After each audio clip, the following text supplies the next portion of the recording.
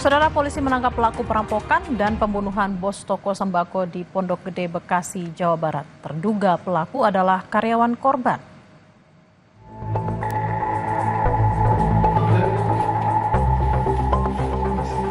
Pelaku berinisial AS ditangkap Direktorat Reserse Kriminal Umum Polda Metro Jaya saat sembunyi di hotel kawasan Tangerang Selatan, Banten, Minggu kemarin.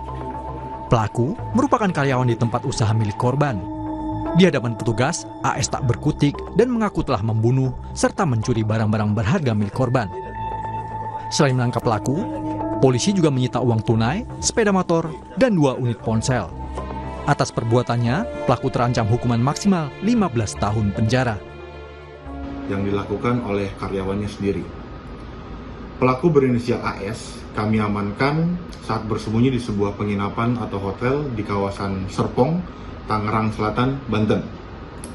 Saat diinterogasi di lokasi penangkapan, pelaku pun pasrah dan mengakui telah melakukan aksi kejahatannya. Selain pelaku, anggota juga menyita uang tunai hasil kejahatan sebanyak 68 juta, 1 unit kendaraan motor, dan 2 unit telepon genggam, yaitu hasil dari pencurian tersebut. Motif pelaku masih dalam penyelidikan kepolisian.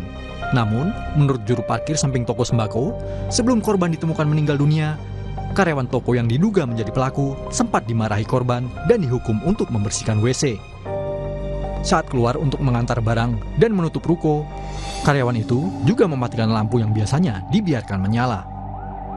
Sebelum kejadian itu, pelaku ini sempat dihukum di strap, bersihin WC. Oke. Dibersihin WC ya, bersihin WC. Mungkin pada saat itu habis bersihin WC dia dendam langsung kan. Nah, bisa aja kan. Namanya orang kerja udah setahun lebih kan, masih di strap aja ya. Dia bakal bagian dalam, bagian luar, bagian luar enggak. Beda tuh. Beda. Nah, pada saat itu yang kita lihat, dia mau keluar itu setengah 9, ngirim barang, tutup rantai ini, lampu mati, seharusnya kan hidup. Oke. Berarti kalau karyawannya...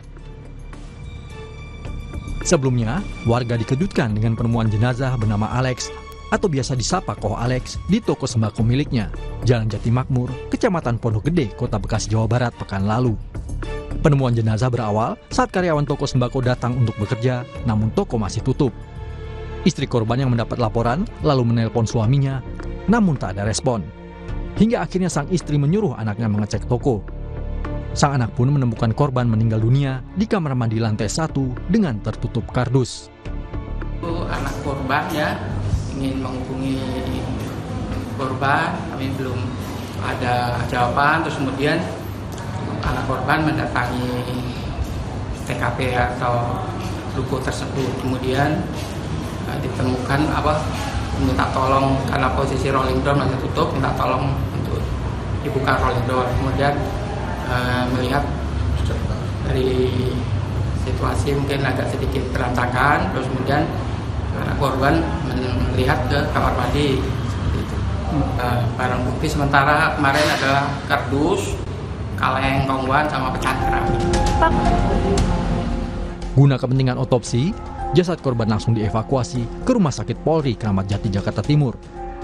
Polisi masih mendalami motif pelaku melakukan pembunuhan ini. Tim Liputan, Kompas TV.